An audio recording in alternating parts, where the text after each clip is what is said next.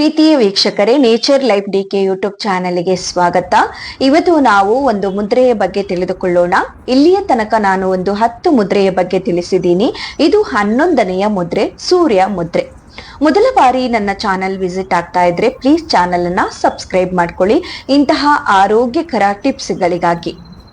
ಇವಾಗ ನಾವು ಸೂರ್ಯ ಮುದ್ರೆ, ಈ ಸೂರ್ಯ ಮುದ್ರೆಯನ್ನ ಯಾವ ರೀತಿ ಮಾಡಬೇಕು, ಇದನ್ನ ಮಾಡುವುದರಿಂದ ನಮ್ಮ ಆರೋಗ್ಯಕ್ಕೆ ಯಾವ ರೀತಿಯ ಪ್ರಯೋಜನ ಸಿಗುತ್ತದೆ ಮತ್ತು ಇದನ್ನ ಹೇಗೆ ಮಾಡಬೇಕು ಎಂಬುದರ ಬಗ್ಗೆ ಸಂಪೂರ್ಣವಾಗಿ ತಿಳಿದುಕೊಳ್ಳೋಣ.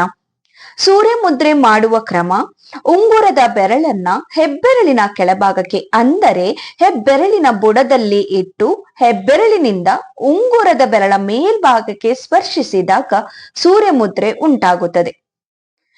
ಈ ಸೂರ್ಯ ಮುದ್ರೆಯನ್ನ ನೀವು ಒಂದು 15ರಿಂದ 20 ನಿಮಿಷದ ತನಕ ಮಾಡಬಹುದು. ಈ ಸೂರ್ಯ ಮುದ್ರೆ ಮಾಡುವುದರಿಂದ ನಮಗೆ ಆಗುವ ಲಾಭ ಯಾವ ರೀತಿ ಸಿಗುತ್ತದೆ ಎಂದರೆ, ಇದರ ಮುಖ್ಯಾಂಶ ನೋಡುವುದಾದರೆ, ಪೃಥ್ವಿ ತತ್ವ ಪ್ರತಿಪಾದಿತವಾದ ಉಂಗುರದ ಬೆರಳನ್ನ ತಗ್ಗಿಸಿದಾಗ ಅದರ ತತ್ವ ಕಡಿಮೆಯಾಗುತ್ತದೆ. ಅಗ್ನಿ ತತ್ವದ ಅಂಗುಷ್ಟವನ್ನ ಉಂಗುರದ ಬೆರಳ ಮೇಲ್ಭಾಗಕ್ಕೆ ಇಟ್ಟಾಗ ಅದರ ಉಷ್ಣತೆ ಏನಾಗುತ್ತದೆ, ಹೆಚ್ಚಾಗುತ್ತದೆ.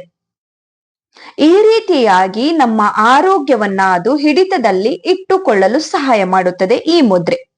ಹಾಗಾದರೆ ನಮ್ಮ ಆರೋಗ್ಯಕ್ಕೆ ಆಗುವ ಲಾಭಗಳು ಏನು ಎಂಬುದರ ಬಗ್ಗೆ ನೋಡುವುದಾದರೆ, ಇದು ಮೊದಲನೆಯದಾಗಿ ರಕ್ತದಲ್ಲಿನ ಕೊಲೆಸ್ಟ್ರಾಲ್ ಅನ್ನ ಕಡಿಮೆ ಮಾಡಿ ಬೊಜ್ಜನ್ನ ಕರಗಿಸುತ್ತದೆ. ಸತತವಾಗಿ 1 ತಿಂಗಳು ಈ ಮುದ್ರೆ ಮಾಡಿದರೆ ನೀವು 3 kg ಕಡಿಮೆ ಆಗಬಹುದು. ಎರಡನೆಯದಾಗಿ ಇದು ಜೀರ್ಣ ಶಕ್ತಿ ಚೆನ್ನಾಗಿ ಆಗುವಂತೆ ಮಾಡುತ್ತದೆ ಮತ್ತು ಹಸಿವನ್ನು ಕೂಡ ಉಂಟು ಮಾಡುತ್ತದೆ. ಮೂರನೆಯದಾಗಿ ಶೀತ, ಚಳಿ, ನಡುಕ, ಅಸ್ತಮ, ಸೈನಸ್, ಟಿಬಿ, ಉಸಿರಾಟದ ತೊಂದರೆ ಮತ್ತು ನಿಮೋನಿಯಾವನ್ನ ಕೂಡ ಇದು ಕಡಿಮೆ ಮಾಡುತ್ತದೆ. ನಾಲ್ಕನೆಯದಾಗಿ ಚಳಿಗಾಲದಲ್ಲಿ ತ್ವಚೆ ಮತ್ತು ಇಮ್ಮಡಿ ಒಡೆಯುವುದು ಹಾಗೂ ಕಣ್ಣಿನ ದೋಷ ಕೂಡ ದೂರ ಮಾಡುತ್ತದೆ. ಐದನೇದಾಗಿ ಥೈರಾಯ್ಡ್ ಗ್ರಂಥಿಯ ಕಾರ್ಯ ಕೂಡ ಚುರುಕುಗೊಳಿಸುತ್ತದೆ. ಸೂರ್ಯ ಮುದ್ರೆ ಮಾಡುವ ಮುನ್ನ ಕೆಲವೊಂದು ನಿಮಗೆ ಸೂಚನೆ ನೆನಪಿರಲಿ. ತೊಂದರೆ ನಿವಾರಣೆ ಆದ ಮೇಲೆ ಮುದ್ರೆ ಮಾಡುವುದನ್ನ ನೀವು ಖಂಡಿತವಾಗಿಯೂ ನಿಲ್ಲಿಸಬೇಕು. ಸರಿಯಾದ ಕ್ರಮವನ್ನ ಅನುಸರಿಸಿ, ಇಲ್ಲ ಗುರುವಿನ ಸಹಾಯದಿಂದ ಇದನ್ನ ಮಾಡುವುದರಿಂದ ನಿಮಗೆ ಹೆಚ್ಚಿನ ಲಾಭವನ್ನ ನೀವು ಪಡೆದುಕೊಳ್ಳಬಹುದು. ಇಂತಹ ಮುದ್ರೆಗಳನ್ನ ಮಾಡಿ ಕೂತಲ್ಲೇ ನಮ್ಮ ಆರೋಗ್ಯವನ್ನ ಕಾಪಾಡಿಕೊಳ್ಳಬಹುದು ಎಂದು ಹೇಳುತ್ತಾ, ಇವತ್ತಿನ ವಿಡಿಯೋ ನಿಮಗೆ ಇಷ್ಟ ಆಗಿದರೆ ಪ್ಲೀಸ್ ಲೈಕ್ ಮಾಡಿ, ಹಾಗೆ ಚಾನಲ್ ಕೂಡ ಸಬ್ಸ್ಕ್ರೈಬ್ ಮಾಡ್ಕೊಳ್ಳಿ. ಇದರ ಅಗತ್ಯ ಇರುವವರಿಗೆ ಈ ವಿಡಿಯೋವನ್ನ ಶೇರ್ ಮಾಡಿ.